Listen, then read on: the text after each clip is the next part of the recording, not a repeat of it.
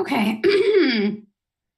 Hi, everyone. My name is Niqui O'Neill. I'm a digital technologies development librarian here at NC State University Libraries. Today I will be going through everyone a script on how to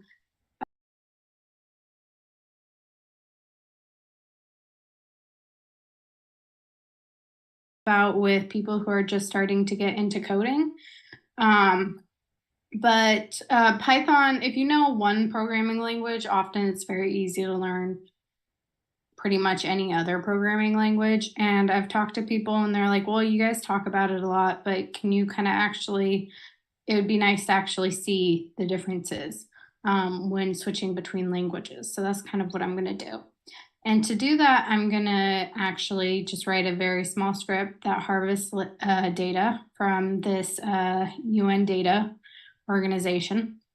We're going to use this data set. So the first thing to do when using something like this kind of data set is to find some kind of way to harvest that data. If you're really desperate, you can go with web scraping, but I know for a fact that this organization has an API set up. So that's what I'm going to use. So oftentimes they're like not very clear. So if you look, here's all the data. This is methane emissions by country, by year. So you can actually look at the data. I often suggest that you look at the data before doing anything, any kind of harvesting, because you have to know what you're going to want to do with that kind of data. So the first thing we're going to do is try to figure out how to basically harvest this data. I look here, the download.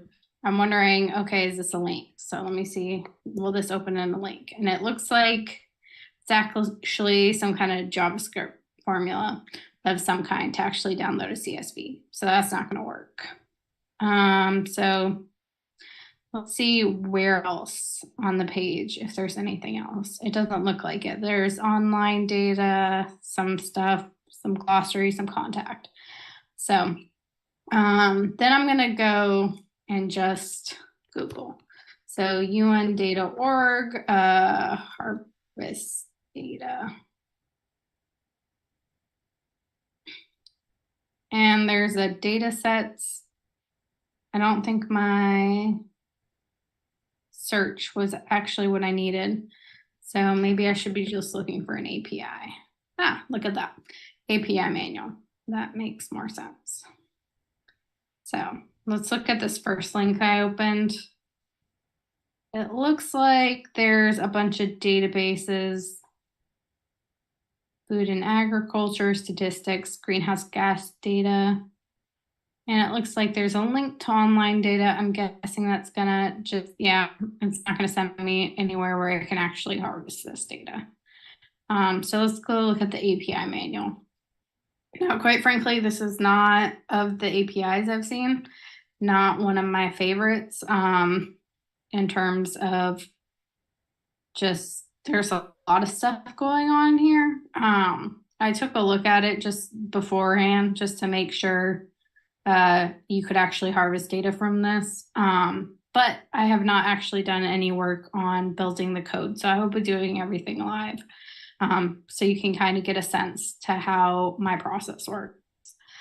So it looks like you can query something called a data flow ID, and there's something about data structures.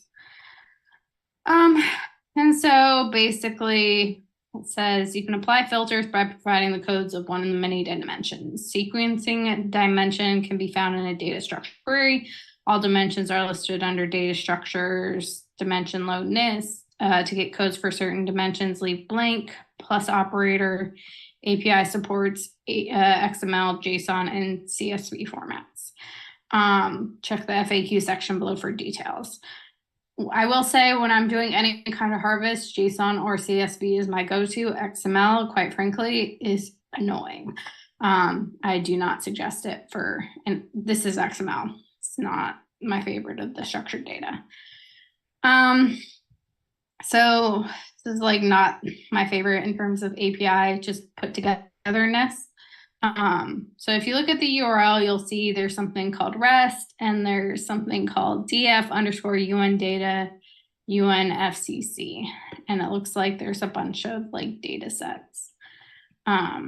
If you go into the API I opened, which is a code, the code list one. So let me go back to the home page. This data structure one, this is the one I'm opening right now. You can see there's something called frequency and it gives you like the information. So annual and the code for that. I don't want that. Okay, so there's this indicator thing, which basically lets us find the emissions, which is what I had opened in the previous. So I think I had greenhouse gas emissions for methane. So the code for that would be en underscore amt meth. And then this stuff right here. So if I look here, this df underscore UN data UNFSC, I'm not quite sure what that is, but if I look at the data, I can see, okay, there's a series, there's a bunch of series, and it looks like Australia, and it has all the data for Australia for, it looks like AMT. So let me go look this up. And this looks like carbon dioxide emissions. And so, but this is also a very long page of data. So maybe I can just get the carbon dioxide emissions. No, not enough key values in query, expecting 4, got 1. So I can't just filter that way. If I look at the second example they had, it looks like I have annual period. And this again is not good URL formation. Normally you'd see something like this, which actually makes a lot more sense, like a year, whatever, frequency is the variable. So you'd say frequency equals A and indicator equals en underscore amt pfce. Like that's normally what you'd see. So this is kind of odd in terms of, and I'm getting that information from this right here. It's basically telling me what information. So this looks like annual from, I can't remember, I don't know what this is, but I'm guessing something along the lines of greenhouse gas emission. Oh, here, that's CO2. This is some kind of indicator, and the ref area, I think, is Denmark. Let's look at here. Can look up DNK. Yep, Denmark. So I want all the areas. I don't just want Denmark. So, and it looks like if I tried to get rid of Denmark, it's going to complain about my query values. So that's not the API I want to be using. Okay, let's see what's other options. This looks like it's just getting all of Australia. I can tell based on the code. There you go. So I don't think I want that. And it looks like the URL is the same as that one that was giving us all the data. So yeah, and if I delete that Australia portion, it just gets me back to that all data. And then let's see what else. What is this one doing? Oh, see, this is what I was talking about. Okay. Oh, sorry about that. Okay, so this is basically saying you want to start 1995 to 2000, but you also, and it has that for annual, whatever this is for Australia. Oh, plus Canada. Plus Canada. CO2, and then a start end period. So how do we want to approach this? Because this shows us we could get multiple countries in a query, right? You can do a plus and it'll give you multiple countries. However, you're going to have to manually type all those multiple countries, which for me, I'm not a big fan of. So what I'd either do is basically use this code list and grab everything, which sounds not particularly fun or easy, or just grab all this data and just filter through. We have like code information, so we can do that. Now, I do not want to be grabbing XML. So I'm going to go into this FAQ portion where it says which formats are supported by REST API. And it basically tells me how to get JSON or CSV data. I'm not quite sure what it means, data only. A structure message is attached at the end of the data message. I actually have no idea what that means, but we'll find out. Okay, so I'm going to start with a Python script because that is actually the coding language I am more familiar with. I have VS Code open, which is just a text editor, which allows you to write code in it. I like VS Code because it has a built-in terminal, which is basically how you run files when you're running a script. So I'm going to create a new file. I'm going to call it harvest.py. That just extension basically says I want it to be a Python script. And I'm going to go ahead and say import requests. Now, this is something I just know off the bat because I've used it a lot, but request is let me show you, a Python library that basically allows you to sort of, I don't know how to explain it, download something like a URL.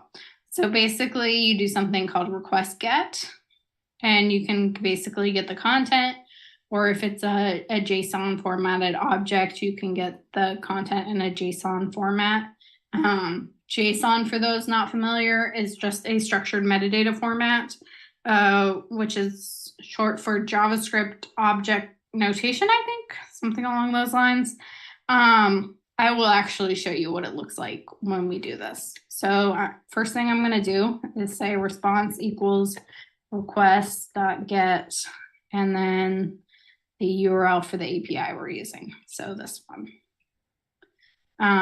But I'm not done yet because this says I need to use except text JSON in the header. So I can go to this library package and look at how to load headers.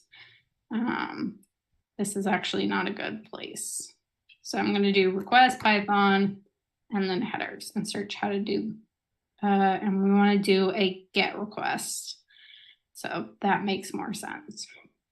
And basically what it says is I just need to put this, which is headers equals, and then content type, but I need to change it to not content type. I need to change it to accept, and then a value of text/JSON.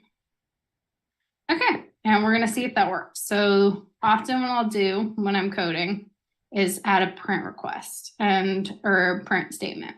And a print statement basically just spits out whatever that value is. So I wanna see what response does. So the next thing I'm gonna do is say new terminal, just basically open something where I can run my script. So I'm going to say Python 3 and run my harvest script.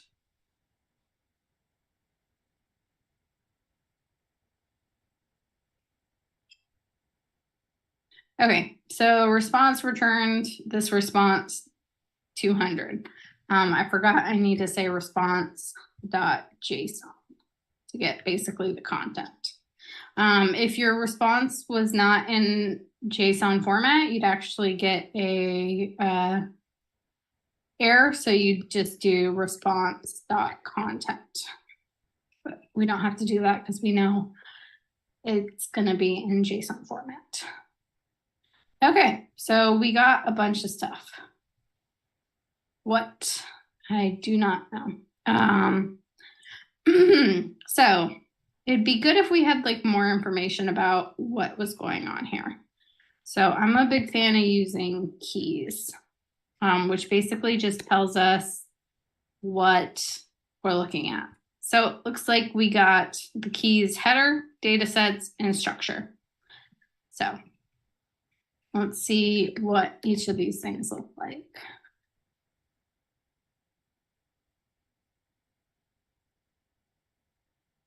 And normally, instead of doing it this way, I'd actually just open it in a browser and say, normally, most APIs have something where I could say format equals JSON, and it would actually give that data to me. Unfortunately, this API is not set up that way, but it is like an easier way of actually getting data. And to the best of my knowledge, there's no way to shove a header into a URL. It'd be nice if there was.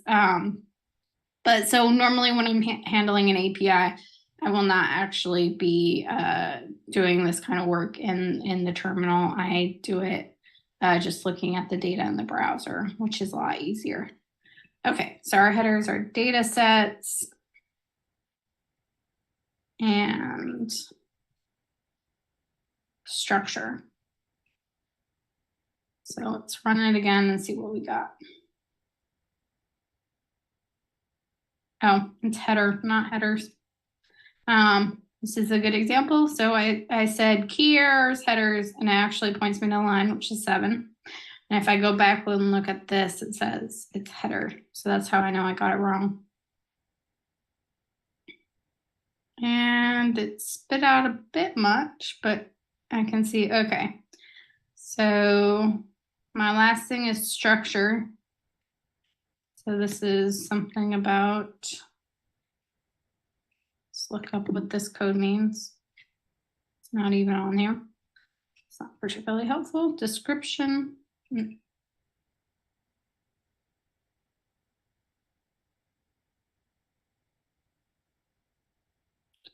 Oh, there we go. Description, dimensions, data sets, series, frequency, indicator values. Okay, so it looks like this is basically, the structure is telling me what each of these codes are. So it tells me, okay, it's got a code, and this code means carbon dioxide emissions with land use. Hydrochlorified emissions, and then it tells me, okay, CZE means Czech Republic. So we're gonna actually want to keep this data as like like when we spit everything, I'm planning on spitting everything into a like a spreadsheet format. I'm gonna want to use these values instead of the codes that are probably in the API. Like I'm gonna want to use Lithuania, not LTU, because for humans that's not particularly readable. So we're just gonna call this structure, and we're gonna name it as a value. So let's go look at, and I shouldn't have printed these all at once because there's too much data. So we'll just do one at a time. So let's look at the data sets now. There's a lot of data there. I'm not quite sure. This is pretty large. So this also might be somewhere where you want to use keys. So it's a list object. So one of the ways to figure out what kind of object you're dealing with is if you say type and wrap it around the thing you're dealing with.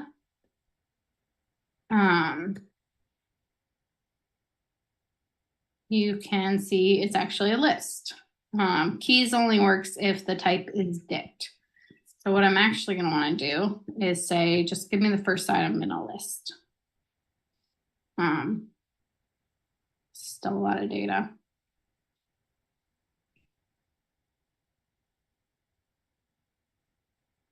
I can move this up and get more.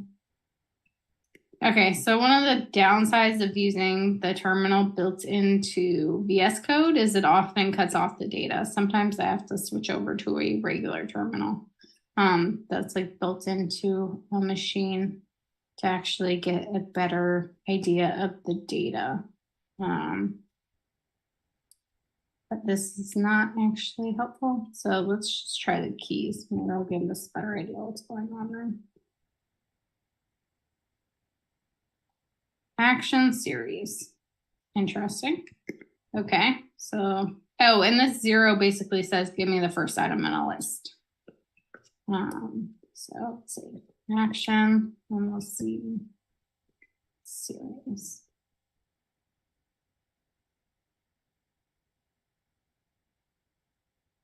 Ugh, so a lot of data.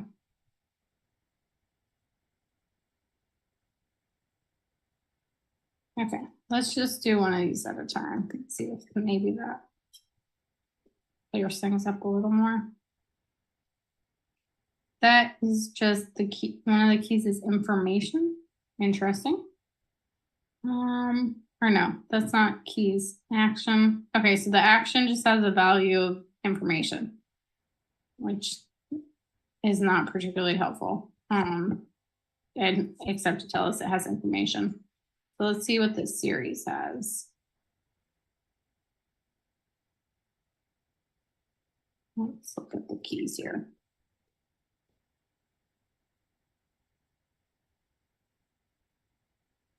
Okay, so these keys are, I don't even know what that means. It's odd.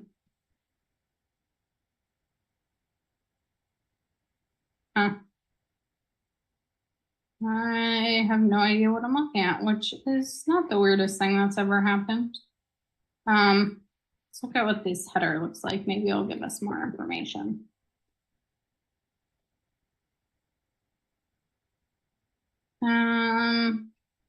Data prepared, test ball sender. Okay, well, that's not giving us anything. So,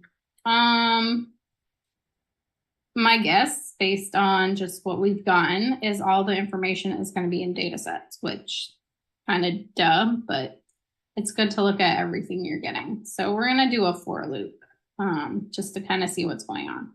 So we're going to say for data in response.json data sets. And I'm still just trying to figure out what the data looks like. So we're just going to do a print data. And let's just say with the first key.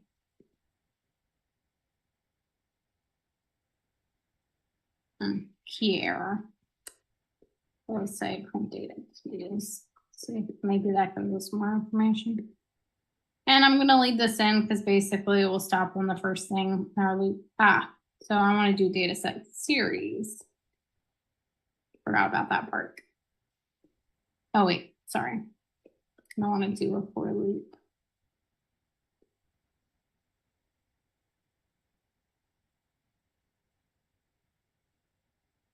Yeah, what I want to do.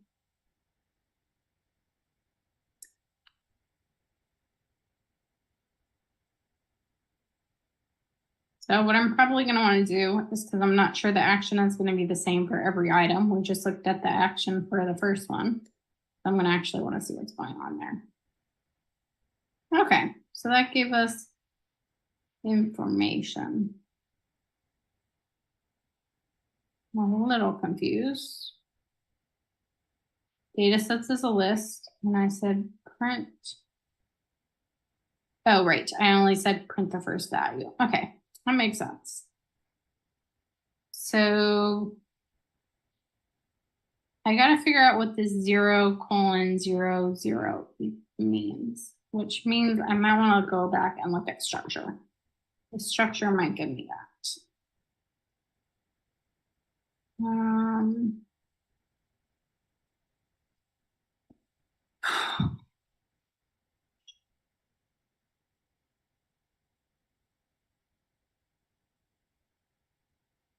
I think this might be a time period thing. but like it got messed up. That'd be my guess. It shouldn't be showing up like that. So I should be able to get a year out of it. Very odd.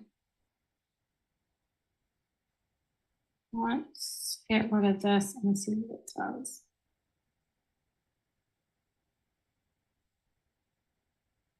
Actually, one of the first things we're going to want to do is say,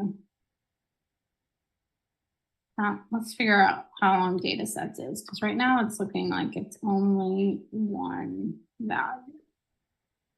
So let's look at that first. Yeah, it's only one value. Very interesting. So what this looks like again.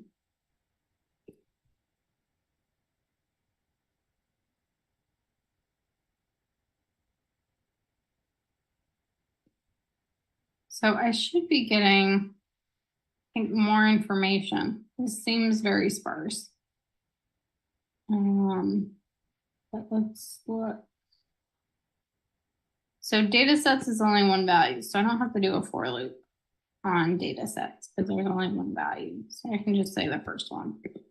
And then we can say series. And let's print the data there and see what we get.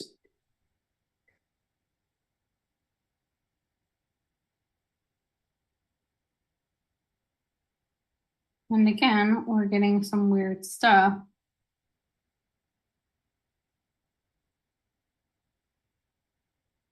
This is a dictionary, so we need to say the value, which is just a way of saying pair, and then we add items on the end, which basically allows us to go through the key value variables. So let's try that. See what we get. Okay. So we get a key of this 0642, which again means nothing to me. And then let's see, observations and 0. This is very weird data structure. I'm not quite sure what to do with it, especially because, let's see, I want to go back to the structure and see if this in any way matches anything in the structure. I did a control F and I didn't find anything, just previous output. So basically there's something wrong with the data of some kind. And I can't use it. So what do? Well, the first thing I do is difficult. I'm going to change this to CSV, see if that gives us anything better. And let's see, get rid of these. I'm commenting everything out. So let's see what we get when we do response.content if we change the value to CSV. Now maybe the data comes out better. This is looking more promising. I see data I understand. So let's do that. Okay, so the next thing I need to do is I have content. I need to dump it into a CSV. So there is a CSV library. And let's see, this is the documentation.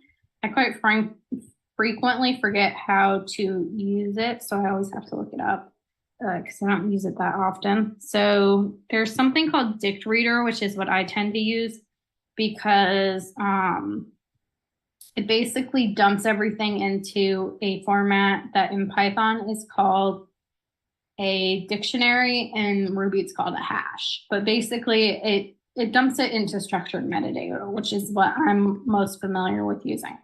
So I'm going to say reader, dict reader, and then dump all that content in there. And then let's see, for row and reader, we're going to print the output and see what we got. And run it again. Name CSV. Oh, I have to import the library. Things not to forget.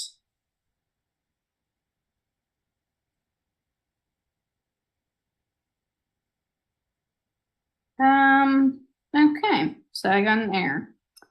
So field names, iterator should return strings, not did you open the file in text mode? So this is not an error I've ever gotten before, so I'm gonna look it up. This is not what I'm looking for. I've definitely gotten that error before.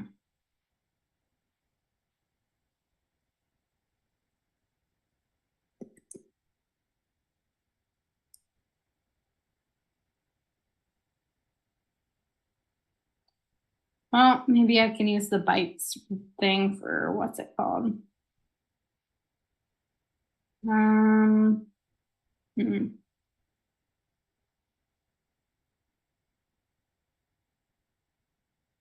None of this is looking right. Okay, I'm going to use what I've used before, which is decode and UTF-8. See if that works. I'm not quite sure it will, but sometimes it did work, but this is not what we want. We have some that basically ruined our content. Normally I actually open a file when I load this, so that might be the problem. So we're gonna cancel this. We should try to. Doesn't seem to want to stop. There we go. Let's see. Request get CSV load into CSV. See if we can find something there. This is trying to download it, which we don't want to do. Okay, content decode. Interesting. See if anything uses iterator. Here we go. So it says response iterate lines instead of content. So let's try that.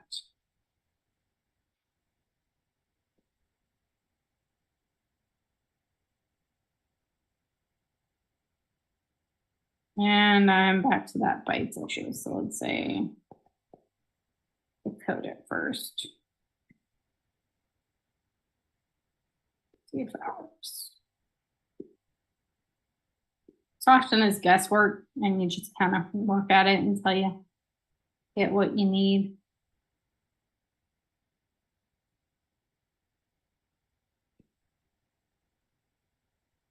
Interesting. Oh, right. I need content. This is actually looking, this other option is looking like it makes more sense. It says you need to set the encoding if you, okay. So encoding is the worst. I absolutely hate it. It ruins everything. So we're gonna set the encoding, and we're gonna, looks like we're gonna use a different library called IO. And we're gonna say SVI O equals response text. And we're gonna feed this into the iterator and see if that works. There we go. That's looking better.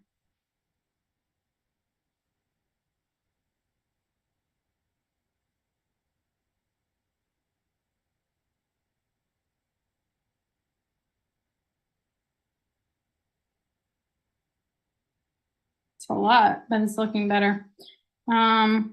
Okay, I don't want all this. Okay, so it looks like there's an order dict with the value data flow, and then what the data flow is, frequency, which is annual, indicator, which tells us what the thing is, reference area, which tells us this, unit, time period, and value. These are all the things we want. Unfortunately, since we can't use JSON because it looks like it's kind of out there, we still need to get like,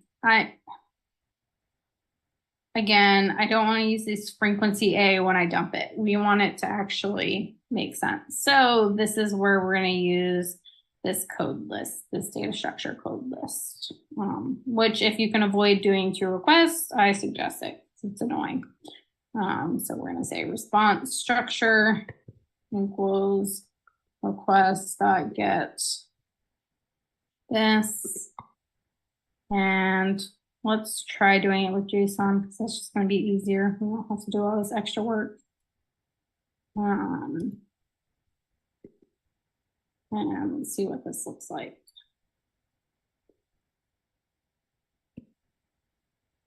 I'm going to comment. So we'll get rid of all this because it's no longer needed. And we're going to comment this out.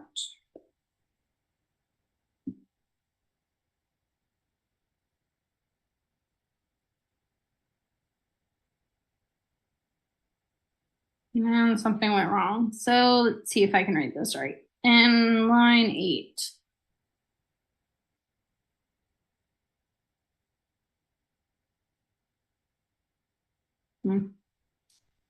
What is the problem? JSON decode error. Okay, so let's look what this content looks like. So maybe it's not coming out with a JSON, or there's just something weird. I can't even get the data. It's very strange. Let's try this as a CSV. Basically, the data came out as nothing. And data as a CSV comes out as nothing as well, which is not great. Let's try just straight XML. Not great, but you're getting all the data you want. Yes. Okay, well, I don't like this content structure, so we're going to do it a different way because I got to tell you, parsing XML is almost never worth it. So we're going to do response structure, and we're going to do the same thing, but get JSON. Because when I did this earlier and did the structure field, what I found was I actually got useful data in a form that I'd want. Yep, here we go. So we have that. Okay, so structure equals this.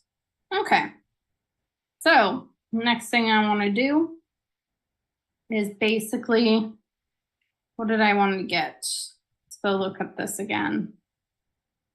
So let's say, I think I was looking at the data set for methane.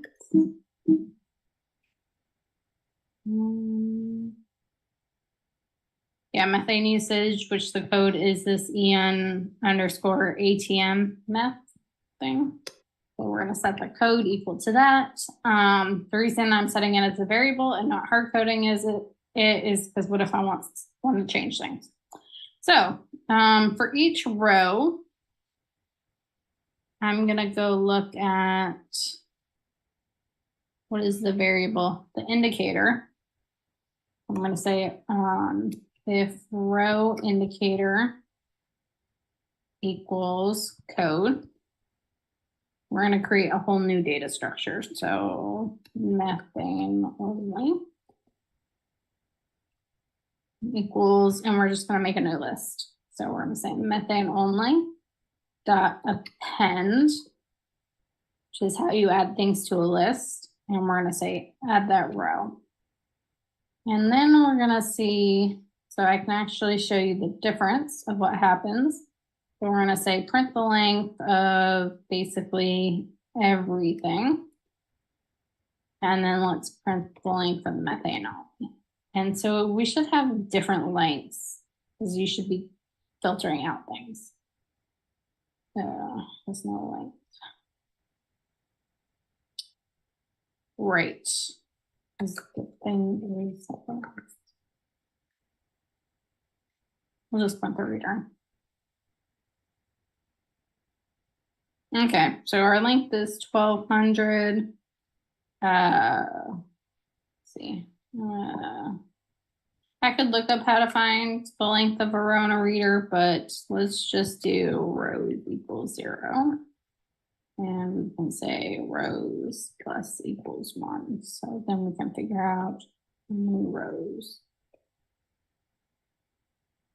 And this will basically tell us if what we're doing works.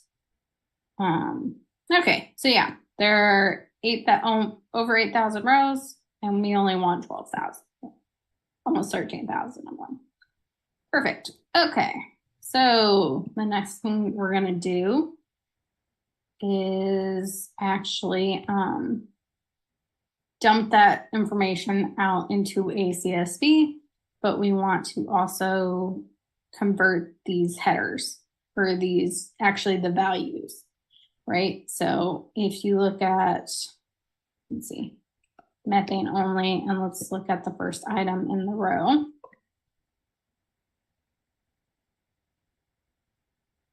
What you're gonna see is we got data flow, frequency, indicator.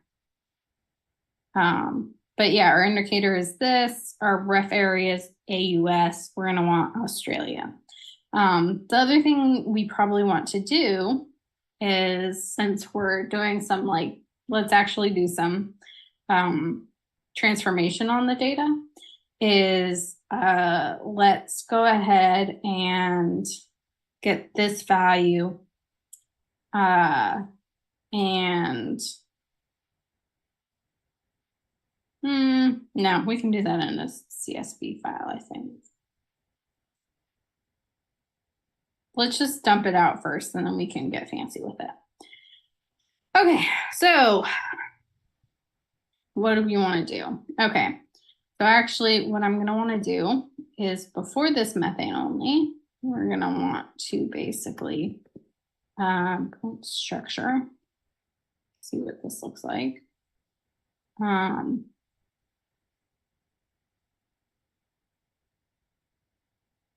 Oh, right, I'm printing it multiple times. I don't want to do that.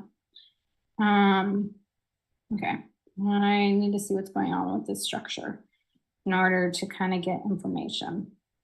Okay. So how does this work?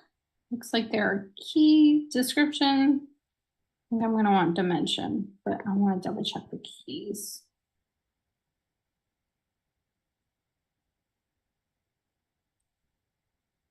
Okay, name, description, dimensions, attributes, annotations. I'm pretty sure dimensions is what I want.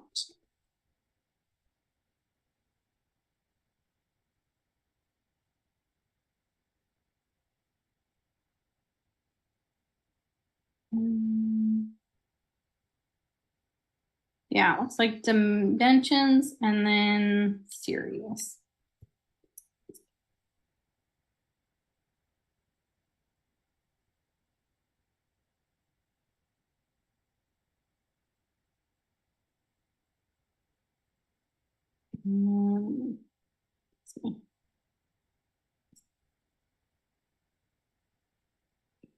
And feel free to put any questions you have in the chat.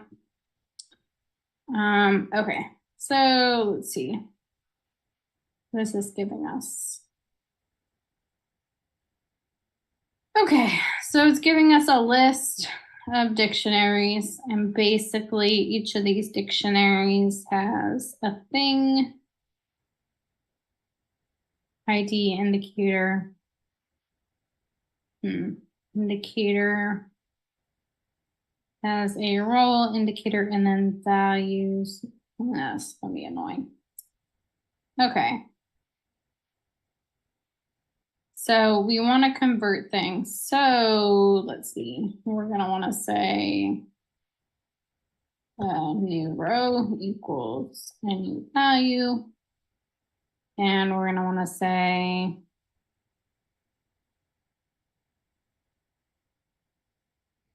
Hmm.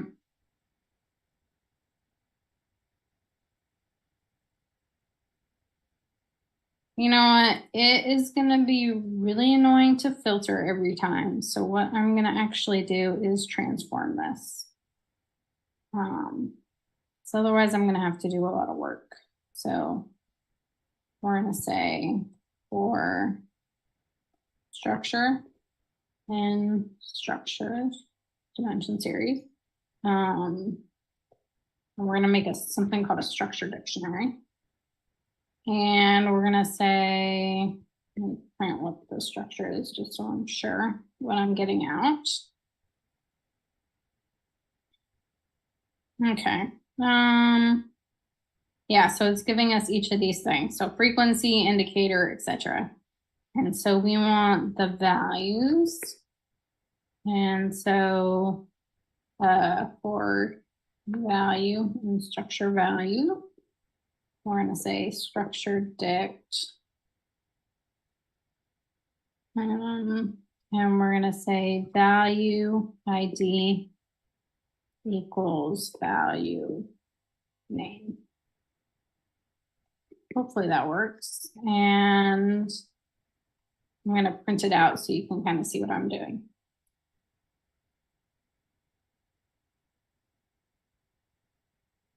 Nope, so there's something wrong with what I did somewhere now. Oh, I used the same value. We're going to call this struct. Hopefully that should work. Yeah. So in a for loop, you can't use the same value when you're saying for whatever. It still didn't work. Okay. What this looks like.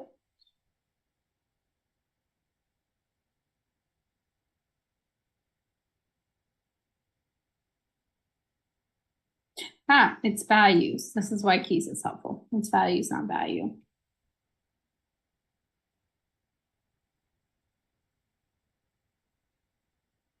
Okay, now we got something. So this basically dumped everything into a dictionary. And so you have your code and then what the name is. So I have this ENAMT code and then what the value is. And I have this LTU code and then it's Lithuanian, which means for each thing in here, I can actually just make my life easy and say data, I don't need this data flow value. So we'll say frequency equals, let's see, and it would be row frequency, and we just need to wrap this structured dict around it. Actually, that makes life more difficult. I'm not doing all this manually. One of the nice things about being a coder is you can be very lazy. So let's say for, let's see, key in row, new row, key equals structured dict row B. That. And we're going to append our new row. And hopefully that should work in getting us the data we want.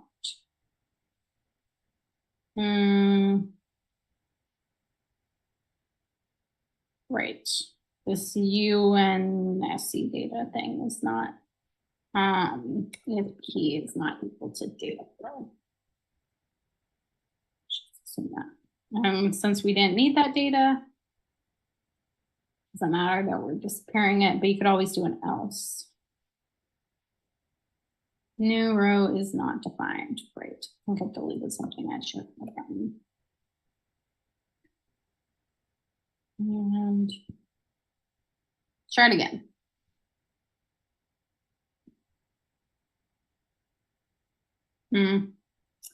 Okay. So we're gonna call a value called new row value. And we're gonna basically say if row key is in structured dict dot keys, then the new row value is going to equal this. Sorry, I'm skipping around. So we're going to say structured dict row key if row key and structured dict keys. Else, we're going to just call it row key. So basically, and I'll print this so you can kind of see what I'm doing. If the code is in that structured dict, then it will find it, but otherwise it will just output the data we had, which actually works for this outflow thing as well. Okay, so it looks like that worked. We got through the whole thing. So you can see the first row in our methane only dictionary has a data flow and then something that says frequency, annual, indicator, methane emissions without land use, ref area, and then it's Australia, not that code anymore. Unit, and it gives us the unit instead of whatever that thing was before, time period, and the value. Okay, so let's dump this out into a CSV. How do we do that? Okay, so for those who need a little checkup, what is our methane only value? I can tell you based on what I said it as, but it's a list. So let's look up how to, let's see, back to the CSV. CSV rate. Dict writer. I don't think that's what I want.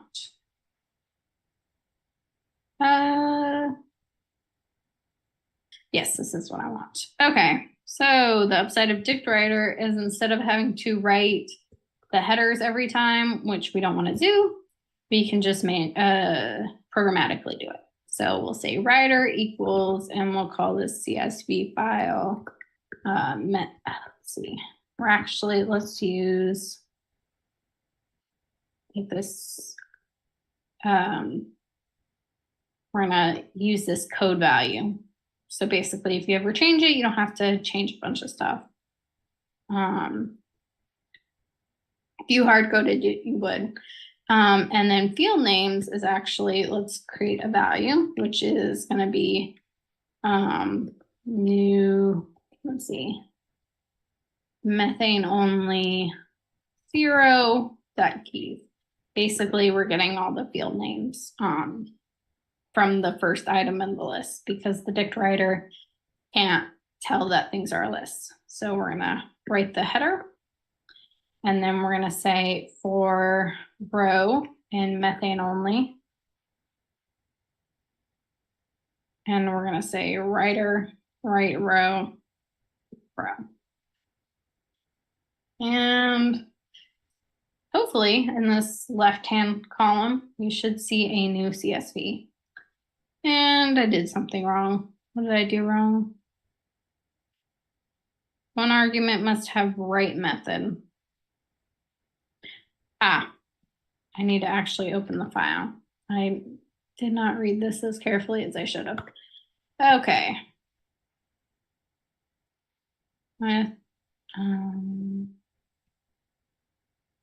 Yeah, okay. So CSV file should be that. I should have replaced this. And I need to tab this all over because Python responds to tabs. That's how it reads. Okay, so hopefully this works.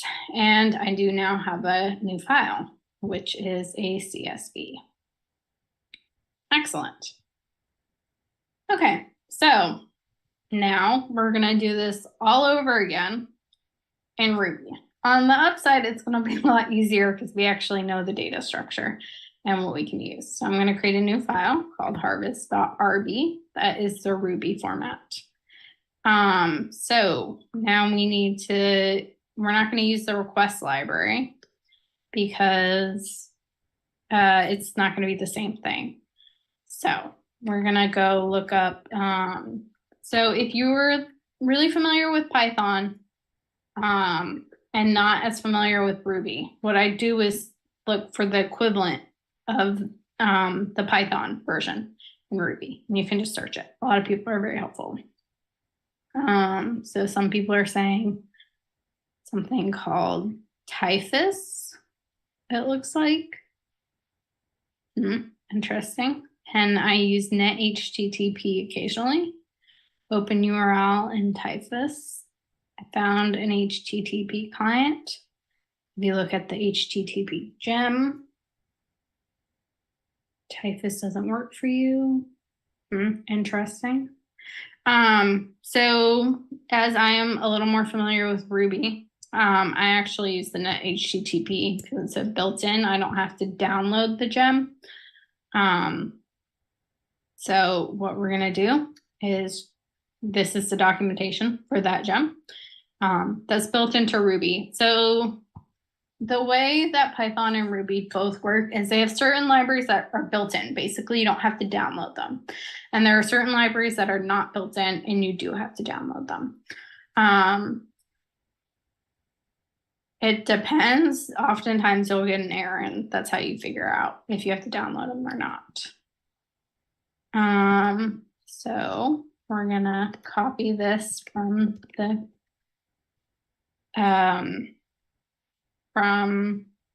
says get by URI. So we're gonna want to use a URI. Okay, so we're gonna get that. We need to go find the data.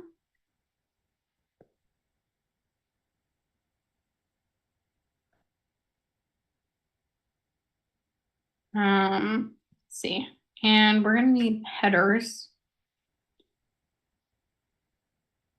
So I'm gonna just see.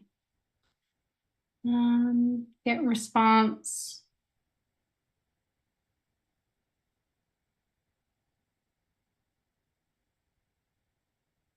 Setting headers. This is what we're looking for. So it looks like we need to say request get new URI. Okay. It's like it's a little different for if you have headers. Set your header, which we're gonna say accept, say file slash, let's just start with the JSON. Possible that the data in JSON is really just not the way we want it, or it's possible that there's something with Python that is showing us weird stuff. So let's go ahead and see what this response looks like. Besides, we're gonna need it anyway for the data. So to run it, I'm gonna say Ruby harvest.rb. And got a connection reset by peer. It's odd. Don't know what that means.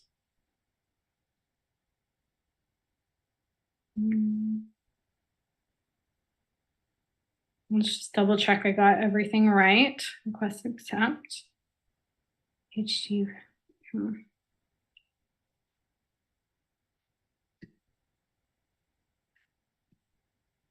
Well, when in doubt, search it.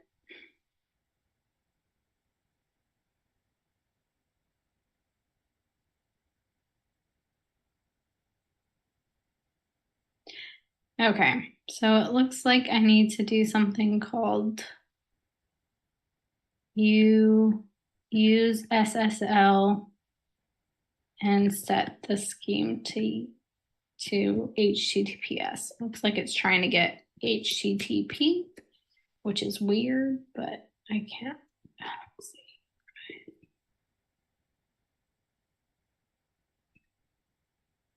406 error. Well, that's not good. Oof, oof.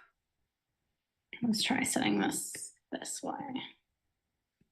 Let's try doing it this way. HTTP. Let's comment this out. We might want it back. So I'm not going to delete it. Okay. And just copy all of this code. See what happens.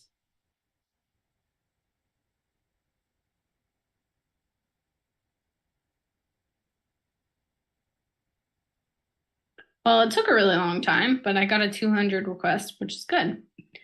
Okay, so I forgot how, I think it's JSON.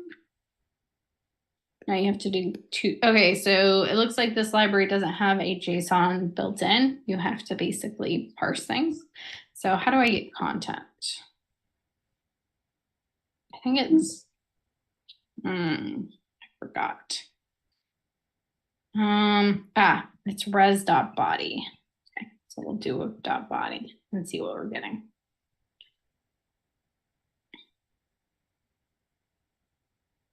And for some reason, it is giving me XML. I do not want X. Oh, I forgot to put our header in.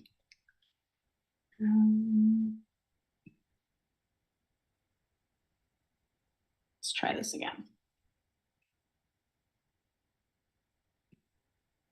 File.json. I just don't. It's text/JSON. That also might be why we were getting issues. Say text/. Okay, try that again. This does not look great. There we go. But we're still getting this weird value. So for some reason, the JSON formatted is slightly off. You can tell based on, where is it? Further in here.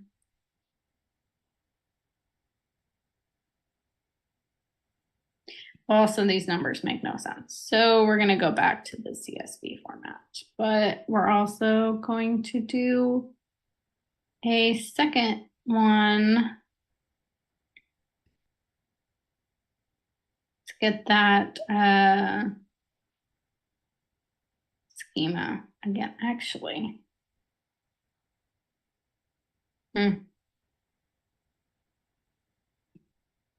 Let's do something. Yeah. Okay, we're gonna have to do a second request to get the schema.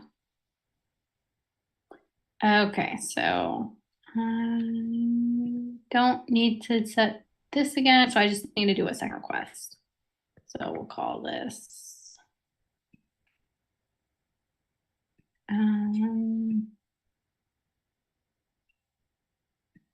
request structure.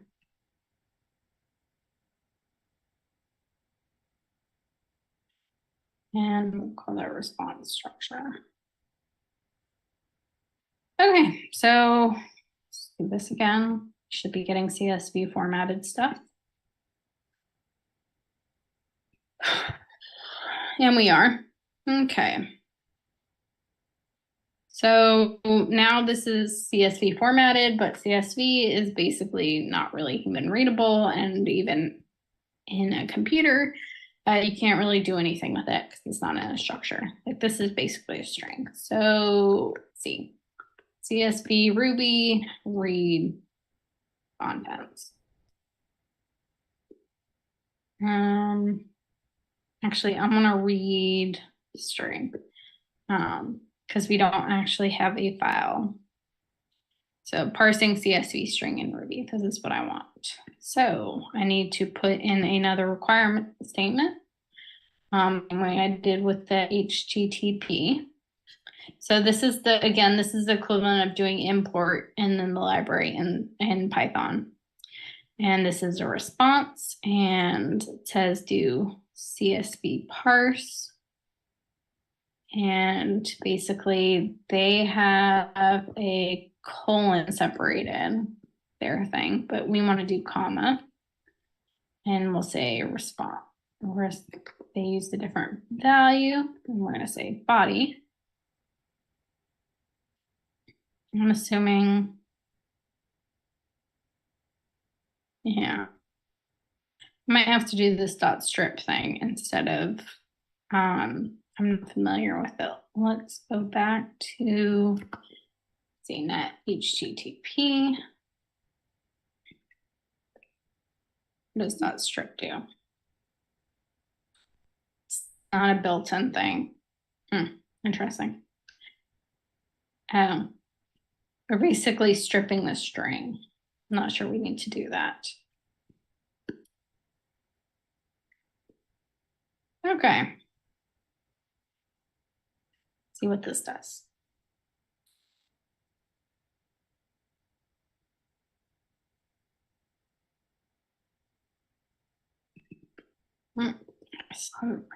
Okay. Well, it looks like it's doing some kind of structured data. What is this?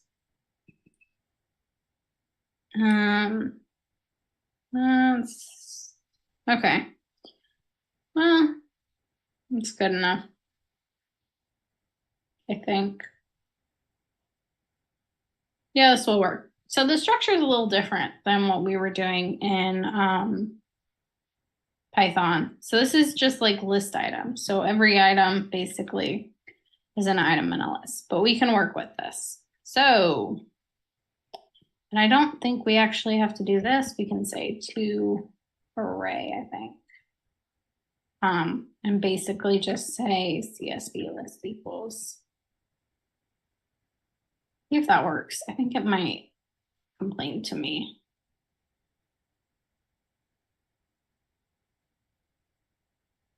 Nope. Okay. So basically I said parse the whole thing and then turn it into a list, which is what it did. So we can actually go through the list and we need to do the same thing we did for this structure because I, again, do not want to deal with this nonsense of having to do like specific filtering so I can convert everything. So this is the Python structure. It's not actually what we need to do. Because it doesn't have a built-in JSON, I'm gonna want to convert this to JSON for our this value. So there's a way to do that.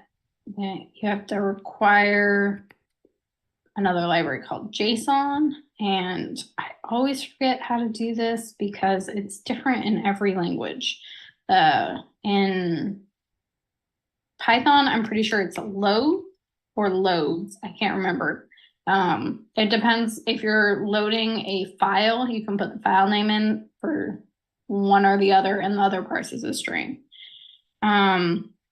Okay, so it's just JSON parse.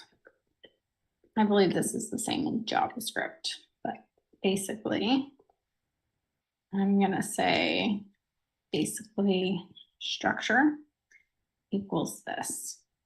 So I have the same data structure I did in Python. And then I'm going to do the same thing. So I'm going to say structure dot each do struct.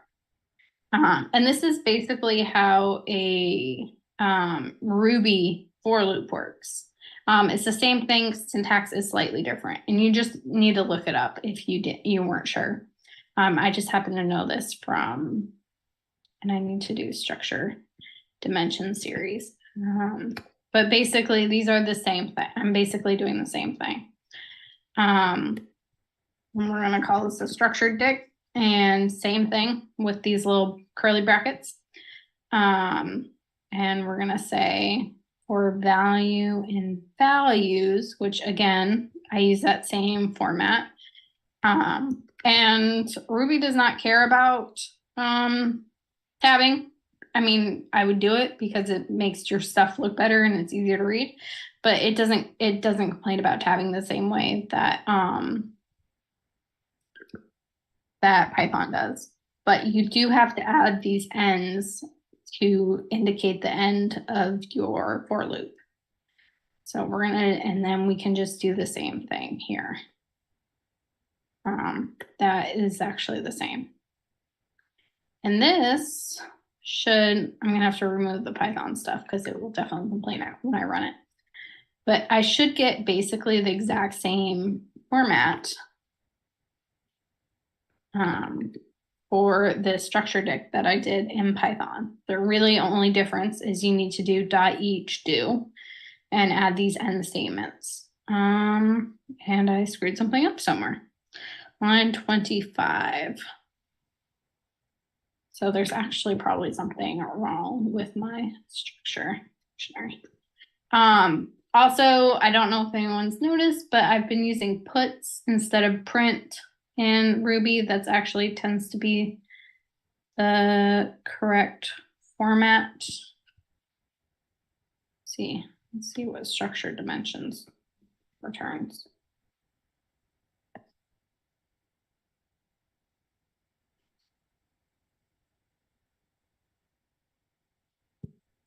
Undefined method for no class. It's really weird. Let's see what the keys are. And keys and Ruby is almost exactly the same. You just don't put the parentheses behind the keys. Headers, data set, structure. Oh, I think I had this defined as structure. Go back and look at our Python code. Yes. So basically I had this defined somewhere else. So I need to do structure dimension series. Okay, see if that works. Oh. I'm also printing the entire CSV list. Don't want to do that. Okay, so we should have a structure dict that looks exactly the same.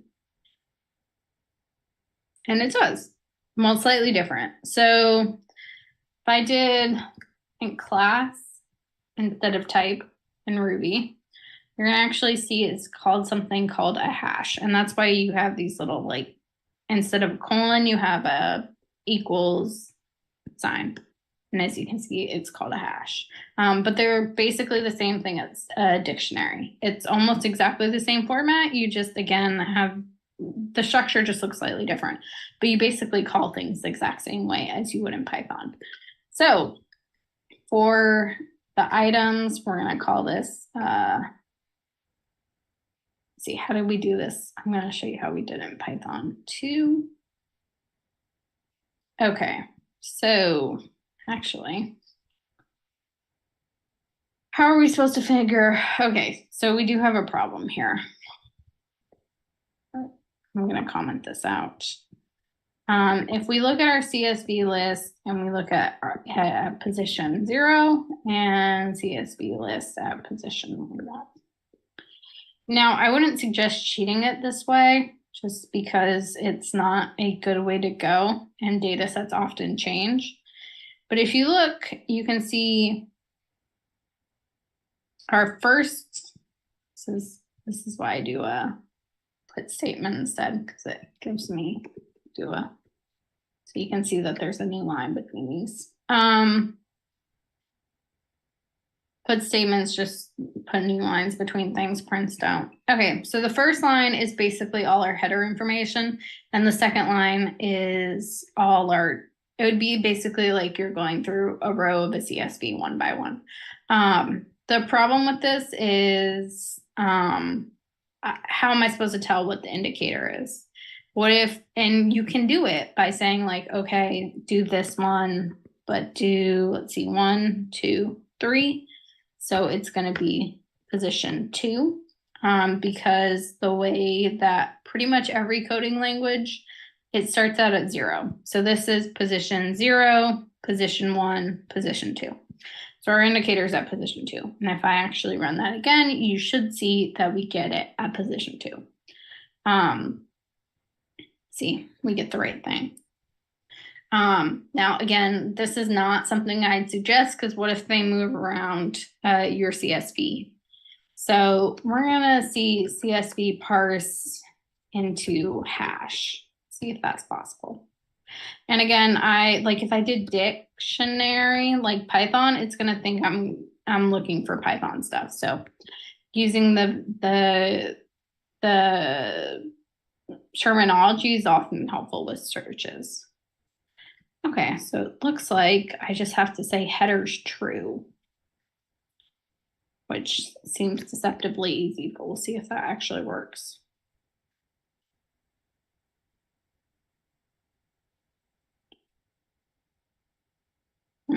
It did not. Could be because I need to do this. Try that again.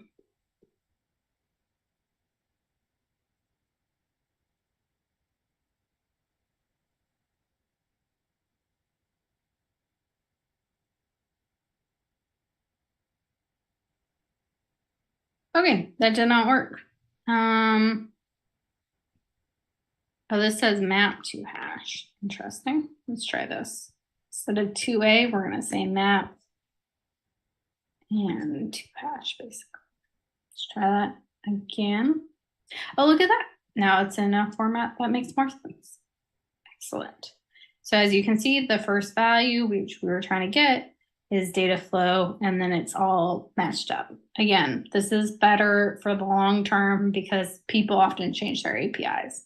Now it's possible that this like field will change, but again, it's better to like not be certain. Like you could end up dumping out nothing because you're in the wrong field.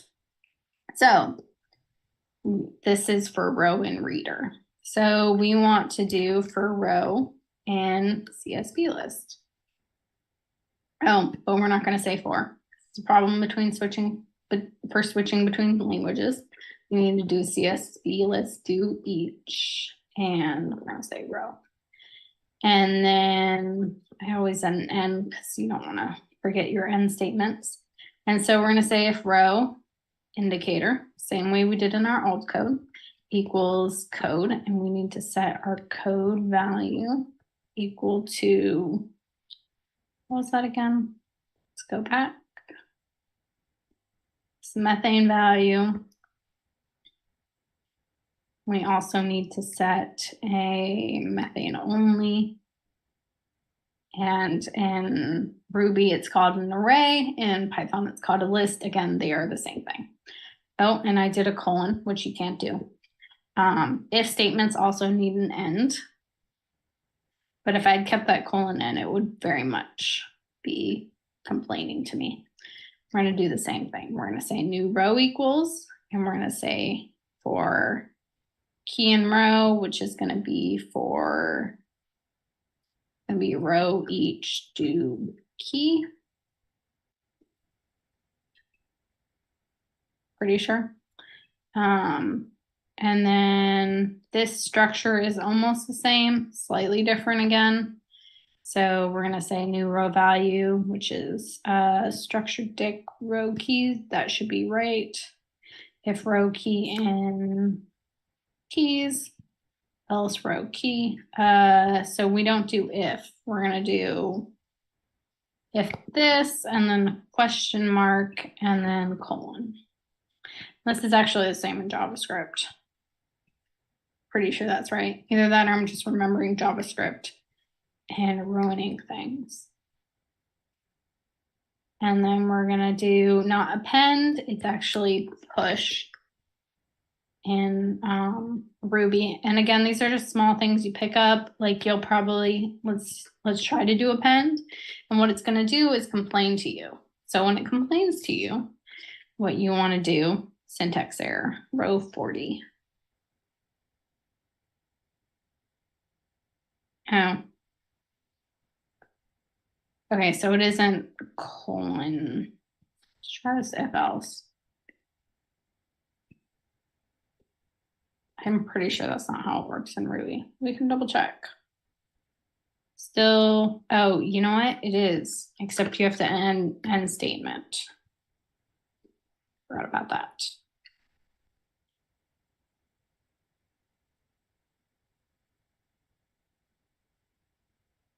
Okay, so now we're gonna look up single line if else statement Ruby. So I don't remember how to do them. Okay, so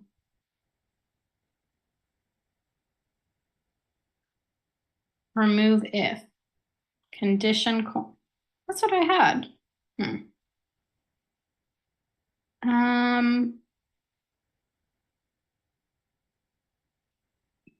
Let's try this again. Oh, you know what? I needed to switch this. That's why that was a problem. So basically the way this structure works is it basically looks, so if this, oh, and then the end statement. I've structured the keys. We need to do include and then row key. So in is a Python syntax. It's not a Ruby syntax, but you also have to do the if conditional, and then if that's true, what you want, and then your else conditional is after the colon. Try this again. Hopefully that works.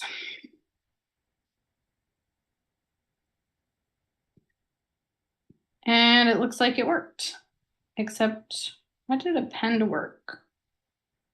That shouldn't have worked. Let's look at what methane only looks like. Maybe append does work. I could swear it would push. But again, downside of switching between languages.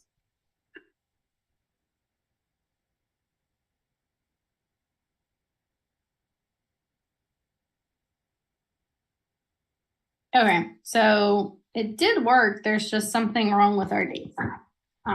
And maybe if I only show one row, this will make it easier to see. So I obviously did something wrong. Okay, so we have a dictionary, but for the first row, but for some reason it's saying data flow. It's like a list, and then that list value points to that. That's not what we want. So there's something wrong. So let's look what key looks like, because it's quite possible that's the issue. That'd be my guess. Ooh, that is not what we want. Oh, yeah, this is why. If row each to key, something is wrong here. Okay, so I can tell you.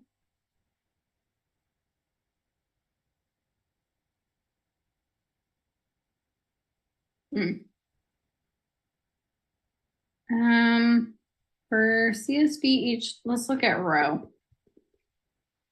And let's see what row indicator looks like, and let's look what the row looks like.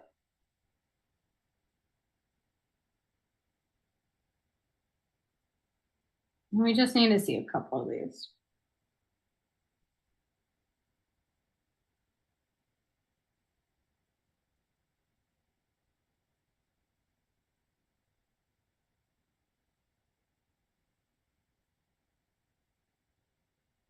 Ooh, this is too much data. I can't keep up.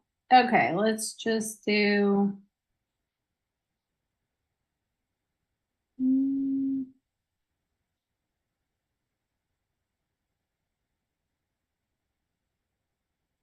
Okay, this kind of gives me a better idea.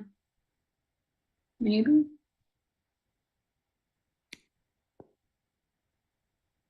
Let's look at CSV list.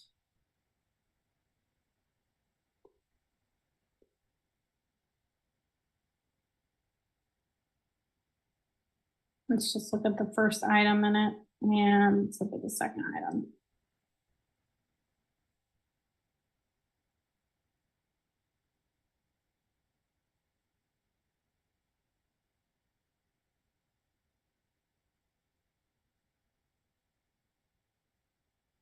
Okay, there shouldn't be this much data for one item. So something is weird.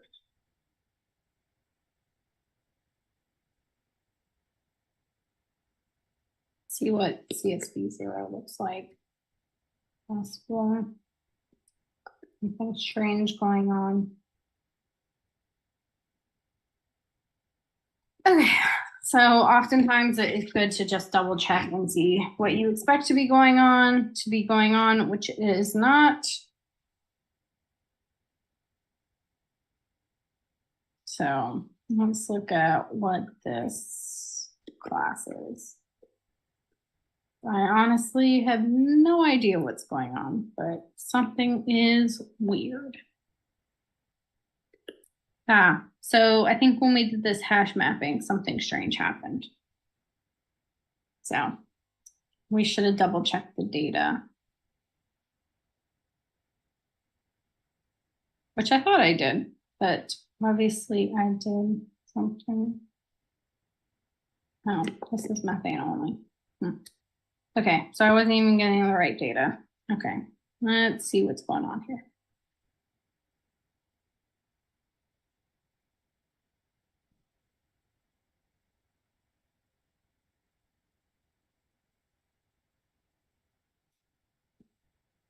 And now something else weird is going on because I asked for the class on this. I should not be getting this much data. And everything else is commented out. So let's just try one more time.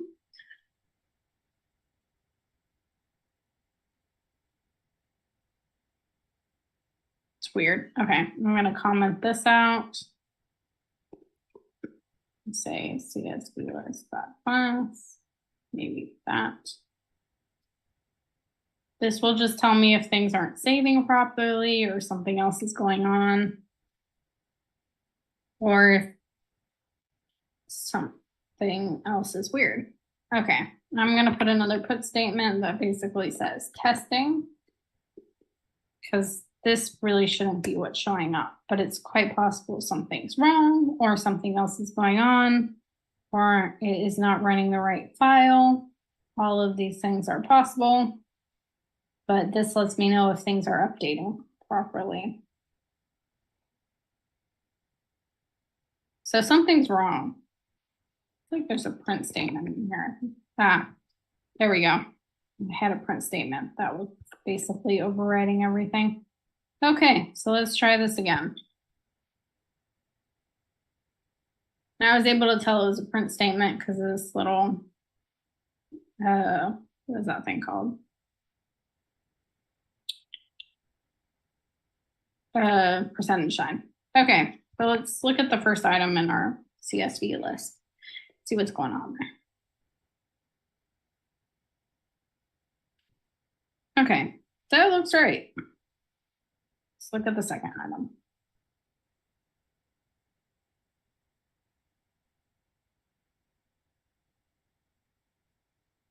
Also looks right. Okay, so the problem's not in our list parsing. I thought I got that right. So for each list row, so let's do, and it is an array, so this should be fine. So let's look what the row looks like.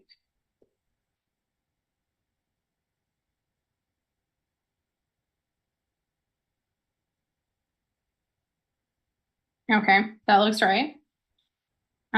So I'm guessing it has to do with this. And I'm guessing because these are each a hash, we need to be looking at, I did something wrong with for loop in a hash.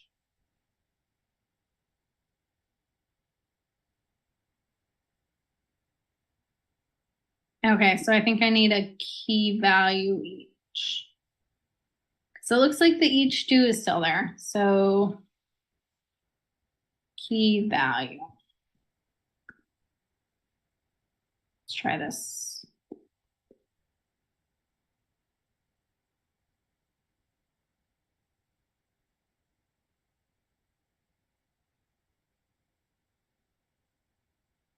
Okay, so this key is correct. That's what I expect to be getting.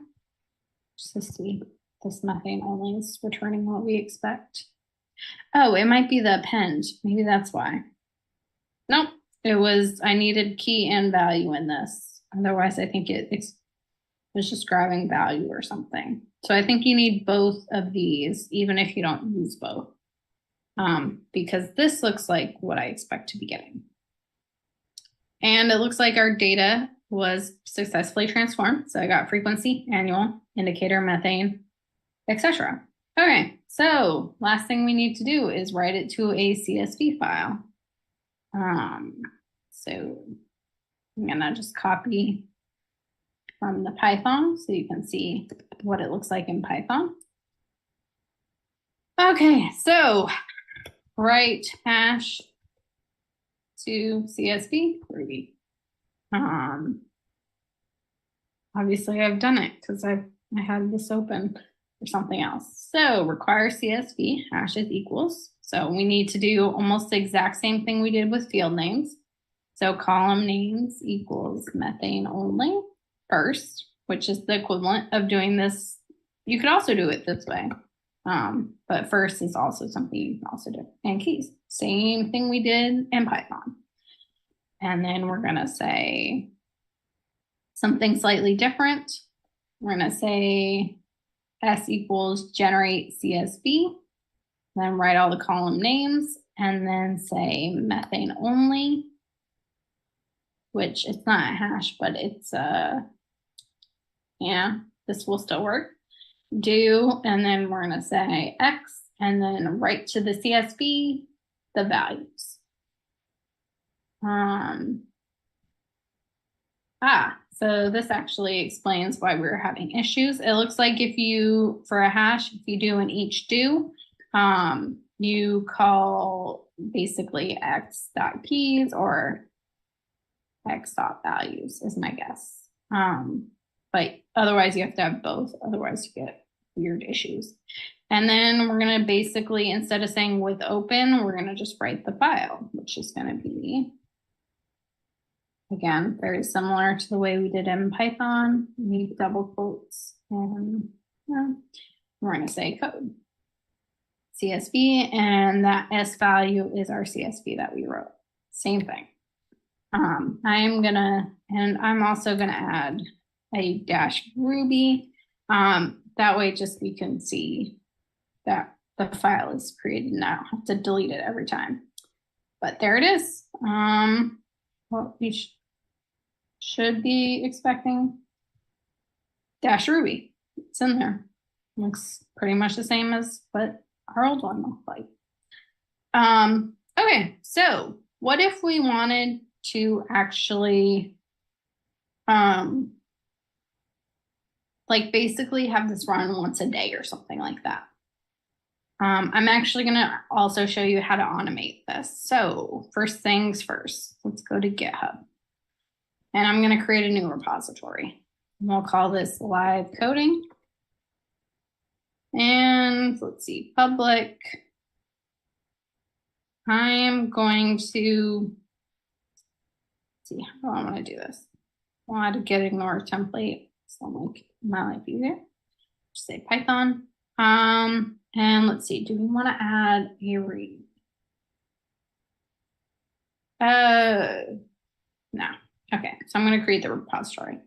Now back in my VS Code, I'm going to say get init period, which basically says initialize a Git repository here. And it says I initialized a Git repository. And then I'm going to say Git status, and I see all these files. So we're going to say harvest.py, harvest.rb, and all these files. And I have new files, and I'm going to commit them with my initial commit. And now I need to push them to this Ruby or to this GitHub repo. So I'm going to say git remote add origin, which is basically, you could do anything, but origin is the standard. And then I'm going to point it to that repo I created. And I'm going to say git full origin main, because that's the name of my branch.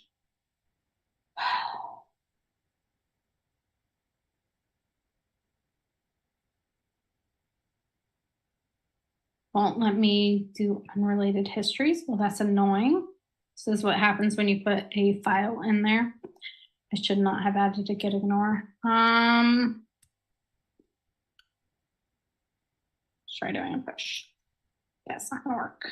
Okay, so I need a pull first.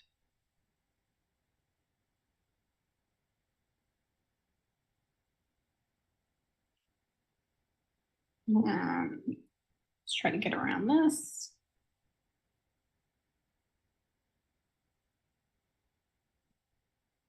And turns out you just have to add this. There we go.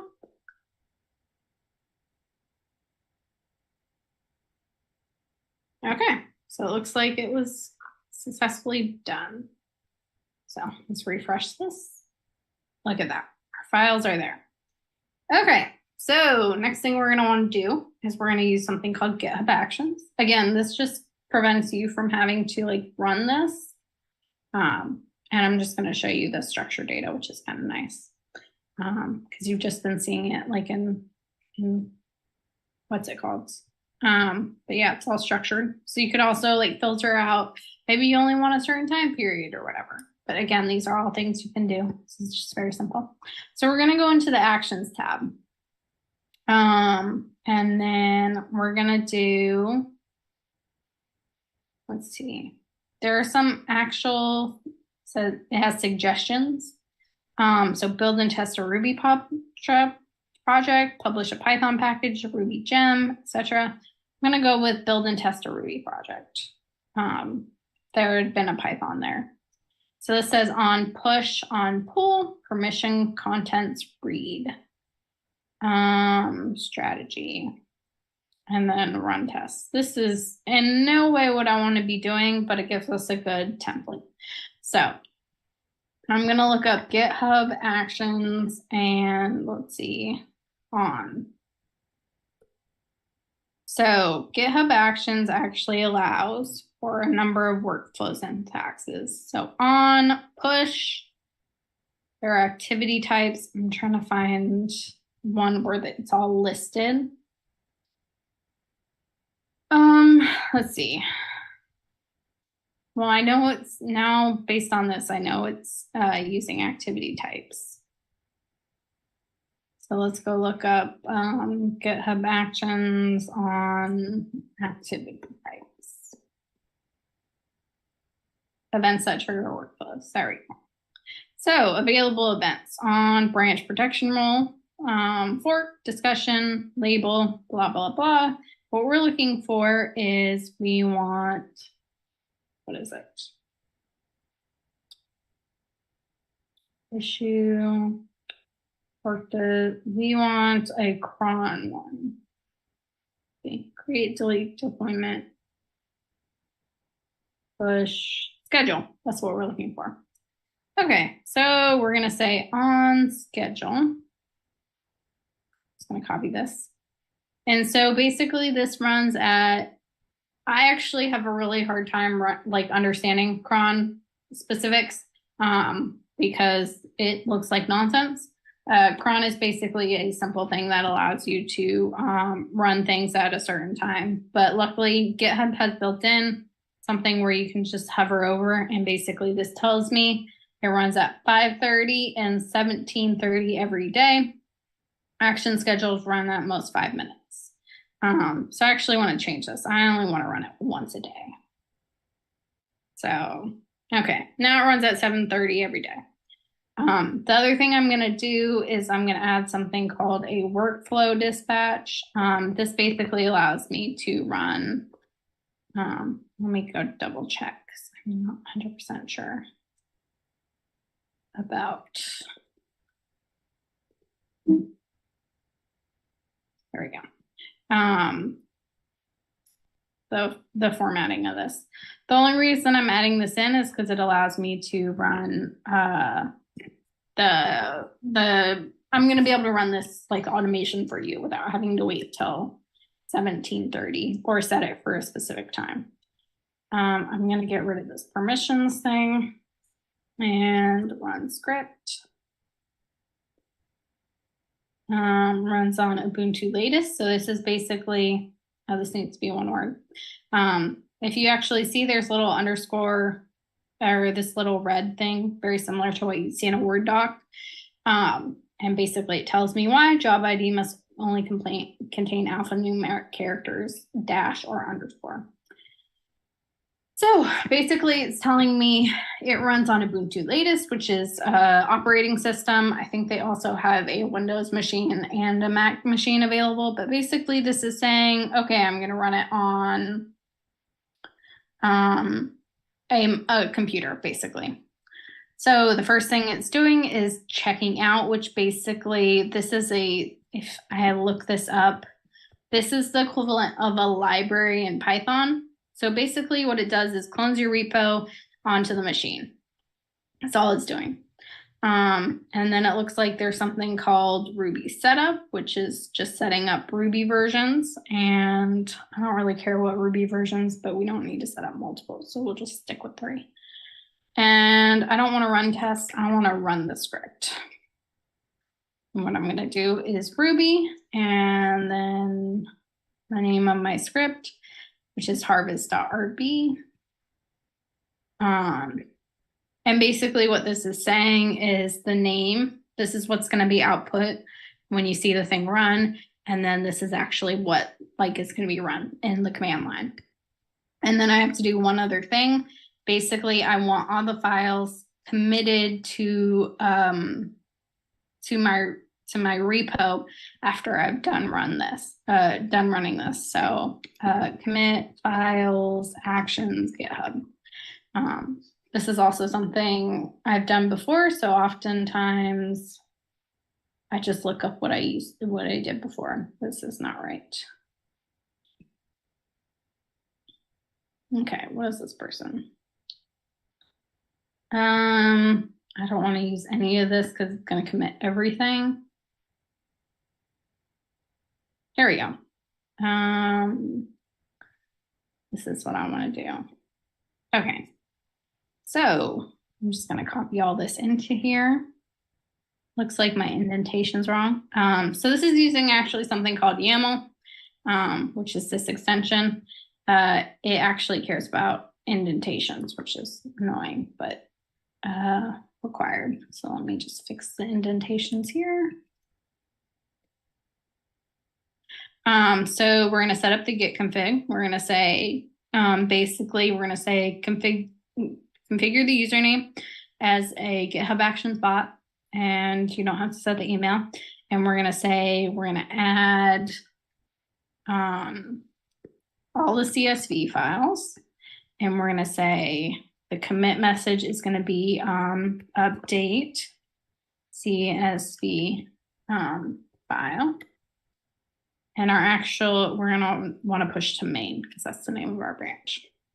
And we're going to save this. So we say start commit new file, commit it to branch. And if I go back into this actions tab, you should see all workflows. And I see a workflow called Ruby. And because I add that workflow thing at the top, I can actually run it. So I'm going to say run workflow. And what you should see is now it's actually running. So here we go. If I go look in there, I can actually watch it run. It's going to take obviously a bit longer than on your machine because it's basically setting up an entire Ruby environment. But on the upside, you don't have to run it manually. So it's running the script. Oh, there was something wrong. Okay, so see this little red X? It meant something went wrong. Okay, so my guess is there's nothing new to commit because this file did not change in any way. So let me delete the file. And that will tell us if something actually went wrong. So we're gonna rerun all jobs. And let's just, rerun all jobs. If we don't, it's not gonna rerun. It's annoying. Yeah, we might have to rerun this script. Oh, there it is. Okay, it's running again. If you only rerun the failed jobs, and this is the latest attempt, it doesn't rerun that get actions checkout, and which means you have the same files, and it didn't get that I deleted a file. So but I'm not sure it actually caught that I deleted a file. So let's run the workflow again.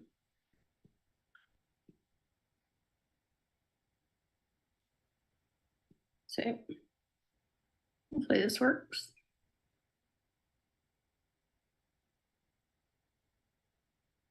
Oh, look at that. Things are running. It looks like it successfully ran. It did. There's a little green check mark. And look at that. There is a git commit with the GitHub Actions bot update CSV file. And as you can see, there is a new CSV file. And so basically what you could do is actually have this run every day instead of having to like reharvest every time manually, or when you remember, you could basically have it run for you. I'm going to go ahead and comment out the cron part because I don't actually want this running every day.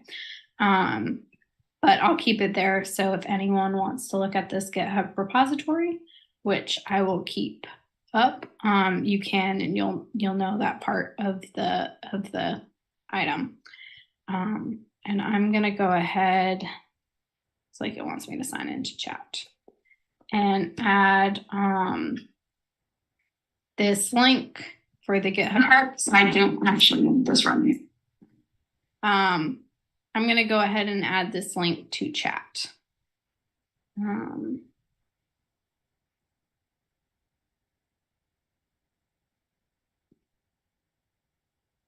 Or maybe not. Doesn't look like it will let me.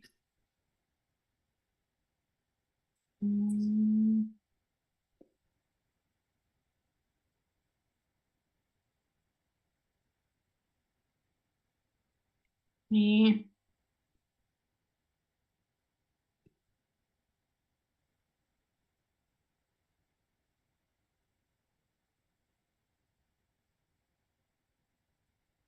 Okay. Well, it looks like it wants me to create a channel to join the chat, which I don't quite understand, but well, for those interested, I will put a, let's see how I do this. Let's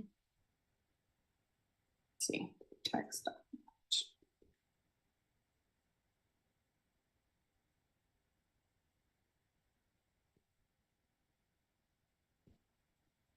I'm gonna put the URL on screen as big as I can. But if anyone has any questions, I'd be happy to answer them. But otherwise, that is pretty much it, I think. I don't think I have anything else to add.